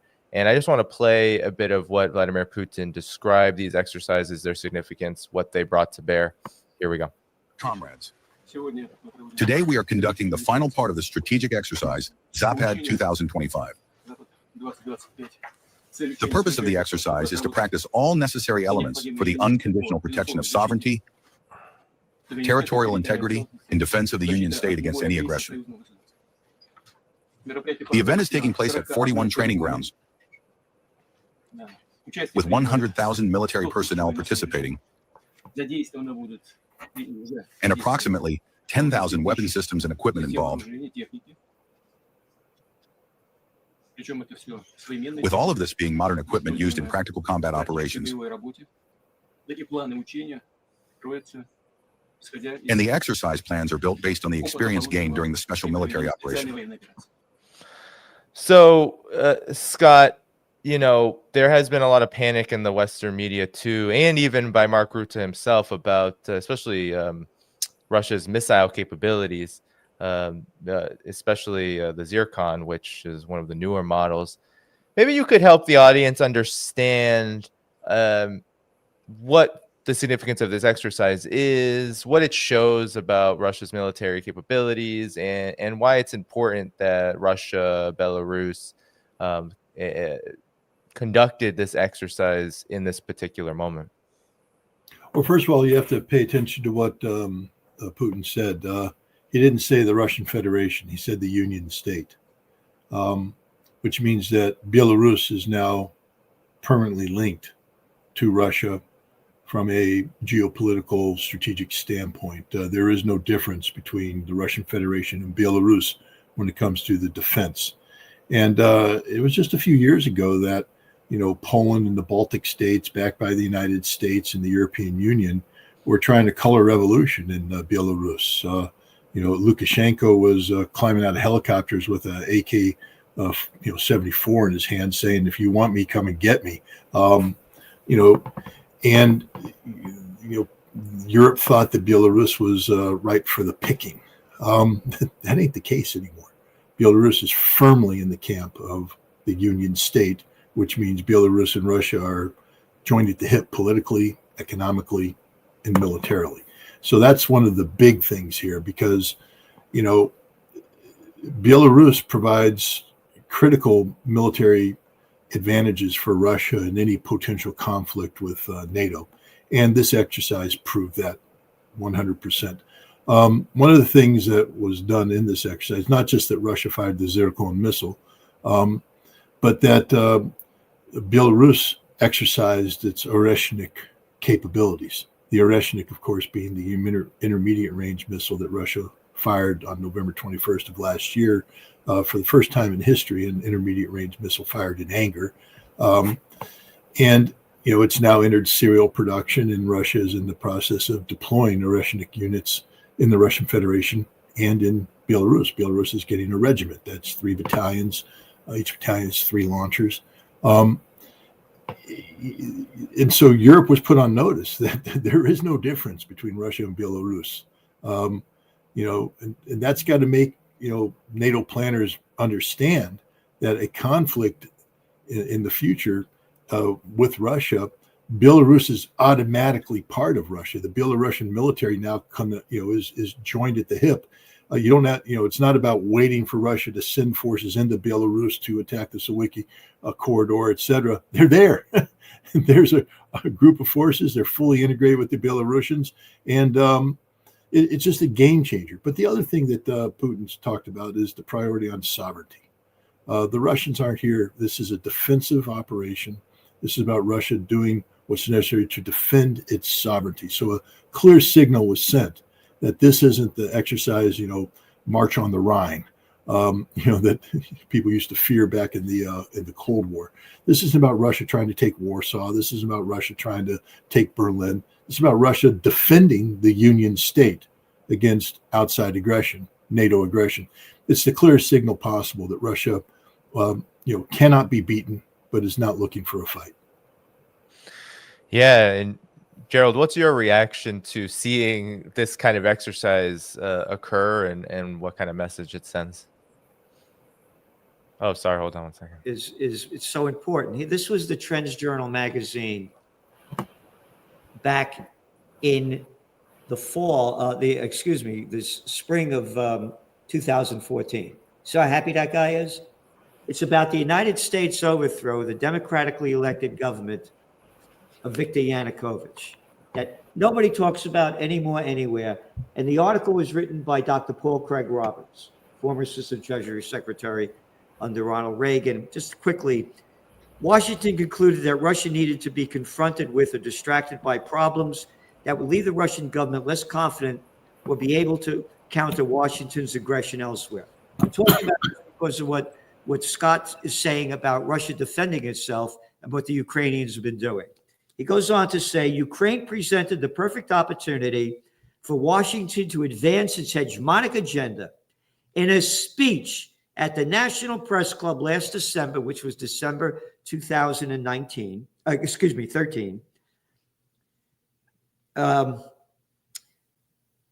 Assistant Secretary of State Victoria Nuland boasted that Washington had invested $5 billion in non-governmental organizations in Ukraine for the purpose to, quote, teach democracy. So the people have no clue of how the United States overthrew the government. And this is the Victoria Nuland, by the way, that when the Ukraine war began, this is March 30th, 2022, from Current Times. Russia taking credible losses in Ukraine, senior U.S. says. I think that unfortunately the Russians have not yet fully learned how tough the Ukrainian military is. U.S. Undersecretary of State Victoria Nuland said in an interview with Current Times on March 29th. All right? Oh. Undersecretary, yeah. How about under a piece of crap? This murderous clown lady. Again, she goes on, Nuland said that Moscow's defense to reposition its forces, as announced on March 29th, quote, was a direct result of the fierce resistance that the Ukrainians put up outside of Kyiv and its suburbs. This is the crap that the mainstream media keeps shoving down at people's mouth that they keep swallowing. You ready? Former Russian commander in Ukraine says Putin could be overthrown by the Wagner mercenary army. Business Insider, May 29th, 2023. U.S. says Ukraine has sufficient supplies for counteroffensive. This was June 2023. Quote, this is a war, so we know there will be damage on both sides. This is according to the little clown boy who said the counteroffensive is going great. U.S. Defense Secretary Lloyd Austin couldn't fight his way out of a paper bag. I think the Russians showed us the same 5 vehicles about 1,000 times from 10 different angles, scoffed Austin. Yep. Goes on and on and on, that we will continue to provide Ukraine with what it needs to succeed. That's a quote. Stealing our money to give to these jerks. Again, here, Vladimir Zelensky says Ukraine counteroffensive about to gain pace. All of this stuff is forgotten. How they bragged that this counteroffensive was going to go on. Zelensky, we will be able to do what previous generations failed to do. This is the crap the mainstream media keeps shoving down at people's mouth that everybody forgot about. And it keeps on going. So no, there's no way in the world they're going to win this war. Russia's going to keep what they got. And NATO, I believe, is going to do everything they can to stop it. And you got crazy people in charge. Macron over there, you got Starmer, you got the one jerk after another. They're going to do everything they can to stay in power. Yeah, and Larry, your comments too, not only on what has been said, but also what you saw during these exercises, these APA 2025.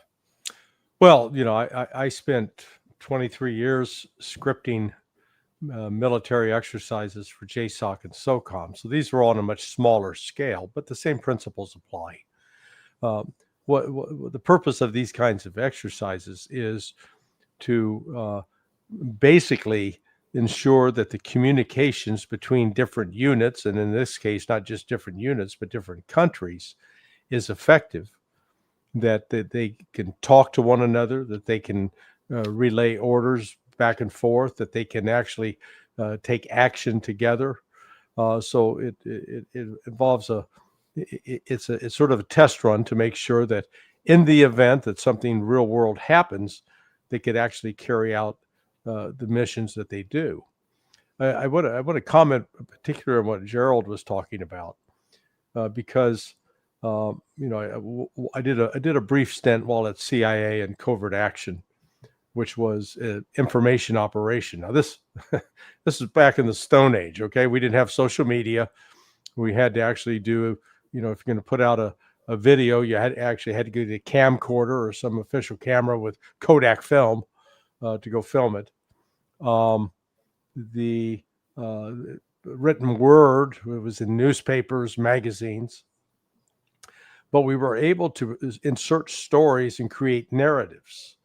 And the narratives had a very specific purpose to shape public opinion. Well, now we're seeing that in steroids. So just the other day, we saw Keith Kellogg insisting that, Russia's losing, Ukraine's winning. I mean, it'd be funny if it wasn't involving the deaths of actually tens of thousands of Ukrainians on a monthly basis. But here he is, lying about this, and I don't know if he actually knows the truth or if he actually believes what he's saying. But regardless of whether he believes it or he's deliberately lying, what we know is what he's spreading is just not true. But this desire to shape public opinion and to create a narrative, it spills over beyond the war between the special military operation with Ukraine. We've seen it with Hamas, where Hamas is labeled this massive terrorist group. Except when I went back and actually pulled the numbers to look at, can you give me the number of attacks, the dates, the victims, how many did they kill? What you discover is, and this is from the Israeli Foreign Ministry's database, is that over a 25-year period, Hamas was involved with Palestinians. It wasn't just Hamas, Palestinians, which includes Popular Front for the Liberation of Palestine, Palestine Islamic Jihad, and others. There's like 16 different groups. Over that 25-year period, 1,527 Israelis were killed. Now, I'm not trying to minimize the loss of 1,527, but that's over a 25-year period. That's not exactly what you would call, killing 3,000 people on 9/11. It's not even in the same ballpark. And yet, the media persists with spreading this lie that Hamas is this, irredeemable terrorist organization. Same with Iran. That we're told Iran, number one sponsor of terrorism, except if you go look at the data, the State Department's annual report on terrorism, now called Country Reports on Terrorism, you don't find any groups that are in the top 10 most active terrorist groups that are actually sponsored by, paid for, trained by Iran. They're all actually have connections to Saudi Arabia, Qatar, the Emiratis, the Gulf Arabs. Again, we're now living in this world where the fantasy becomes reality, and then reality is shoved to the side so that we no longer have a firm grasp on what's actually happening. Yeah. And Larry, I know you have time commitments. Yeah. So thank you so much for joining. And Hey, well, I'll see always you a again pleasure. If I get to hang out with Scott and Gerald, I get smarter. soon. Of course. All right. Of course. All Bye-bye. right. Take care. Oh, sorry. You were muted. But, well, definitely going to close up soon here. I just wanted to get final comments on this. So, back to you, Scott. I wanted to pull up, as we're looking at Russia's military capabilities, and as we are seeing what's going on with Zapad 2025, the Council on Foreign Relations published this: Europe's delayed reckoning with Russia, a plan to beat the Kremlin on its own terms. And I just want to highlight a particular quote on what it suggests. It suggests that Europe be more aggressive and calculating in its approach to Russia, that use all of the tools of economically available, seizure of Russian assets abroad, and it should take stringent positions that can co-sign it to the sidelines of future negotiations, refusing to countenance sanctions relief for Russia unless 1991 borders are restored. It should also learn to beat Putin at his own subversive game and also, if it wants to shape Russia, it must start now, or these drones, as we were talking about earlier, are going to be just a part of what's to come. But, Scott, there's also a reality here that I'd like your comment on, too, because as Europe is being pushed by, and everyone needs to remember that Council on Foreign Affairs is the Council on Foreign Relations, really a CIA entity. You also have the Trump administration clearing the so-called first Ukraine arms aid paid for by allies. So what's your reaction to these developments, Scott? Because, on the one hand, we've seen the U.S. and Russia engage in talks. We've seen the U.S. under Trump talk about this is Europe's war. But at the same time, as the CIA seems like it wants to push Europe into more and more war with Russia, the Trump administration is continuing its role in the conflict. How have you been assessing this? Well, first of all, that article is, we have to acknowledge that it's written by a bunch of Russophobes who are living in a fantasy world. Had the CIA come to me in 2021 and advised me on what would be the best course of action vis-a-vis Russia, I would have said to continue to ensure that the West is fully engaged inside Russia. You see, at that time, Russia had not a viable opposition, but it had it did have a political opposition.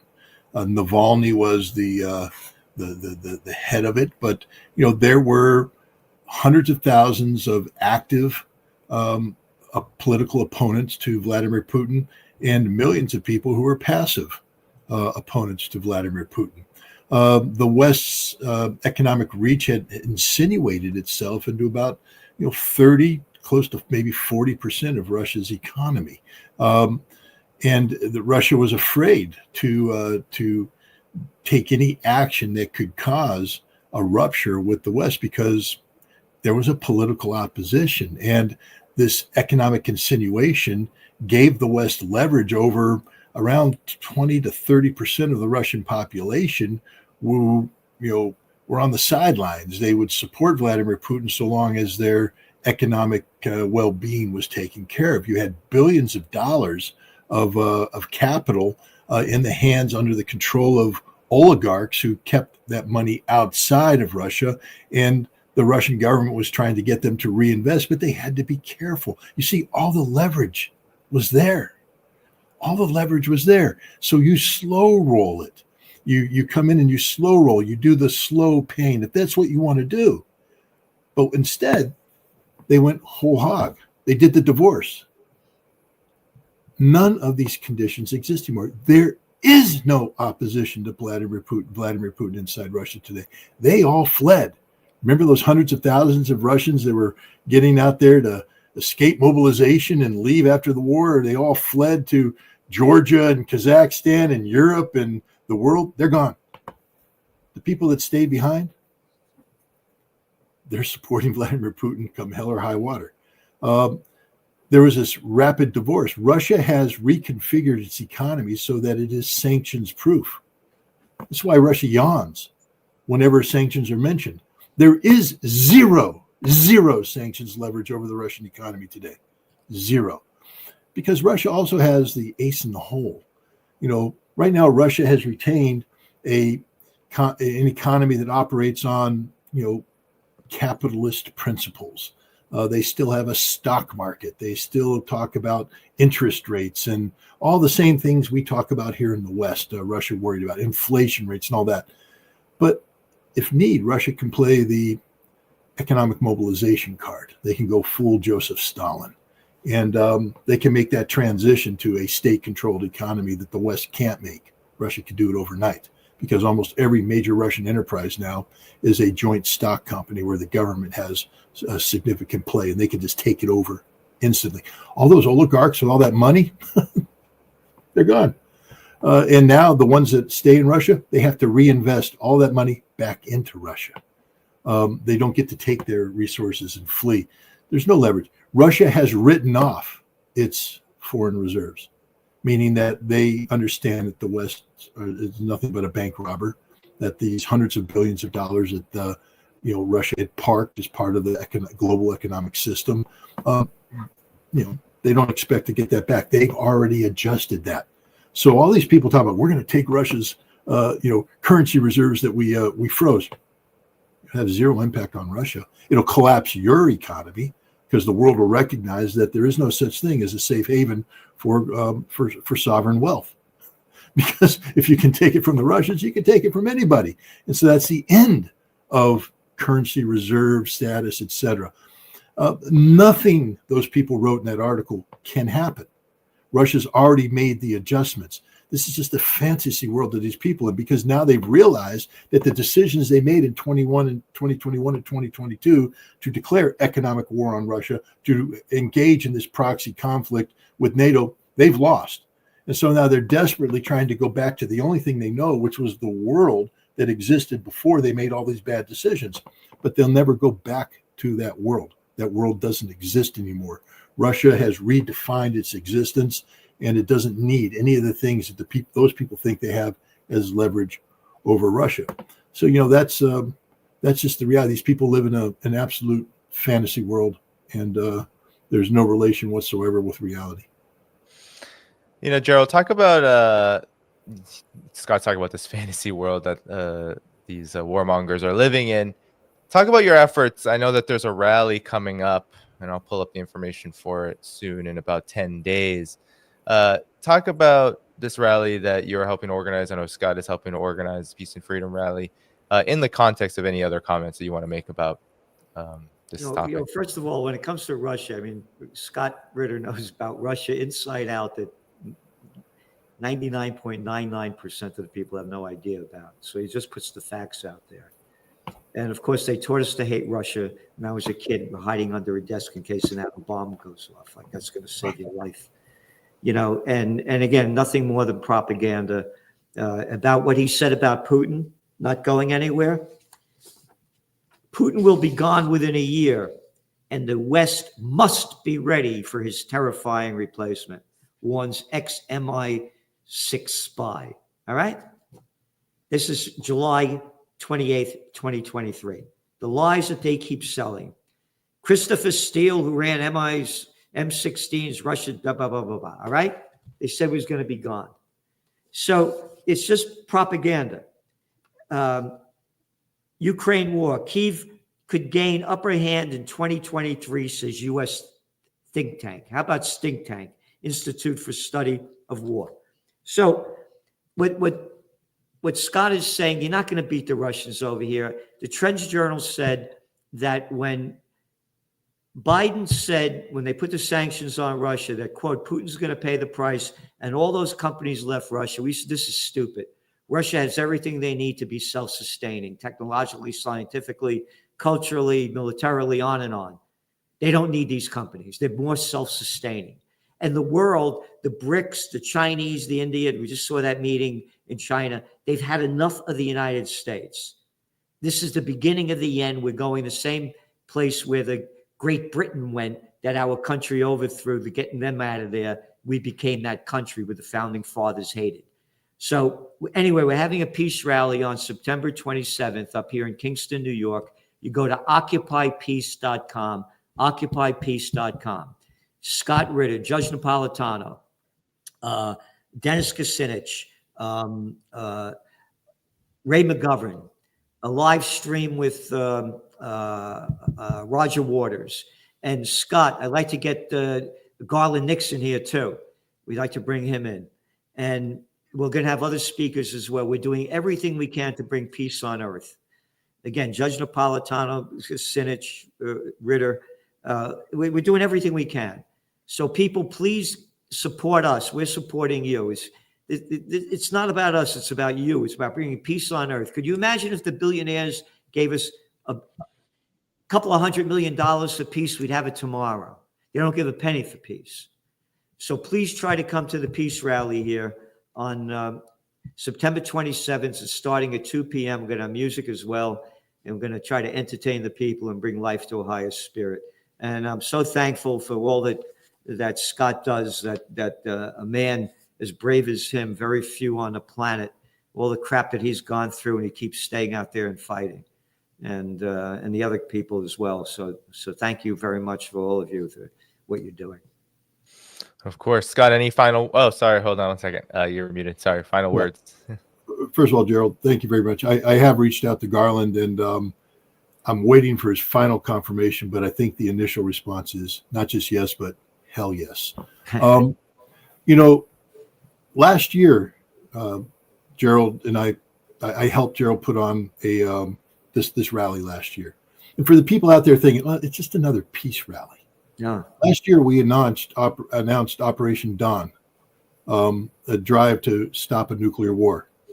Danny, you know about this because you helped us out in New York City. We stopped a nuclear war, ladies and gentlemen. This project stopped a nuclear war. What was started last year at Gerald's rally in Kingston is the reason why you're alive today.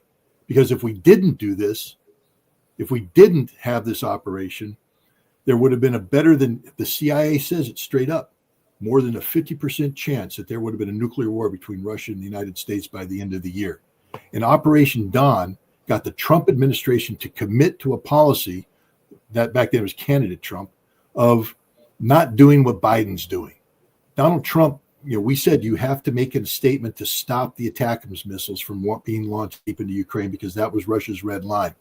And Trump, after the pressure we put on through Congress, did that. Okay? This stuff works. Okay, we're not talking about coming out here and holding hands and singing Kumbaya. Gerald is lining up some of the best damn minds in the business of preventing war, of peace and justice. And what we're talking about here isn't just coming out and spewing nonsense. These are problem solvers that are out there, people who will solve the problems that the world faces today. Danny, I know you would have been there because we invited you, but unfortunately you've got a family commitment. But people like Danny Dhaiphong, people out there who are just hooking and jabbing every single day. Gerald Celente, who puts out Trends Journal. Read the goddamn journal. Sorry, Danny, I'm using bad language, but hey, you invited me. Read it, guys. Subscribe to it. Why? Because Gerald is right almost all the time. He gives you the information you need to understand the direction the world is trending in, hence the concept of Trends Journal. Read it. Learn from it. Act on it. Be empowered by it. But even more so, come and support us. Gerald and I both have this vision. I don't know if it's going to happen this year or not. But damn it, Gerald, let's shut Kingston down. Let's fill Kingston up with people who say we're not going to take it anymore. There's a genocide taking place right now in Gaza. America is facilitating it. Israeli snipers just admitted they're shooting children, 50 a day, shooting them in the head for the crime of trying to get water, trying to get food. 50 freaking children a day paid by our taxpayer money. They're blowing up buildings. They're committing ethnic genocide. They're slaughtering them. We're doing this, ladies and gentlemen. Are you mad? Are you going to take it anymore? Or are you going to come out and join us in Kingston? Shut the goddamn city down. Shut the thruway down. That's shut the it. down. Shut the country down, because that's what it's going to take. Let's do it. Gerald, I'm behind you 100%, pal. Thank you. Again, it's not about us. It's about we the people. Yeah. And as Scott is saying, we got to close this thing down, and we got to make the news with it. This genocide, I got to write about this stuff every day. I'm so heartbroken to see this. Could you imagine being a Palestinian in Gaza? And what did they call it before this happened? Oh, an open air concentration camp? Yeah. And look what they're doing to them. Murdering in front of everybody's eyes. Again, here's, by the way, the foundation of Occupy Peace, which I launched over a decade ago. Close all the military bases overseas. Bring home the troops. Secure the homeland. And put the troops to work rebuilding our third world infrastructure. Give them skills. What are they killing? What do they say? There's about 20 suicides a day from former people in the military? Yeah, bring their spirit up. And the other thing is, you want to go to war? Let the people vote. Scott was talking about being in Switzerland. Oh, direct democracy. Oh, what, Switzerland hasn't been in a war since what, 1856 or something? Yeah. Let the people vote. I got these little clown boys, little Mike Johnson, little guy, little jerk, little Lindsey Graham couldn't find his way out of a paper bag if they made one big enough. They're telling us what to do. So that's what Occupy Peace is. And we need to unite for this, because if we don't unite, it's going to be hell on earth.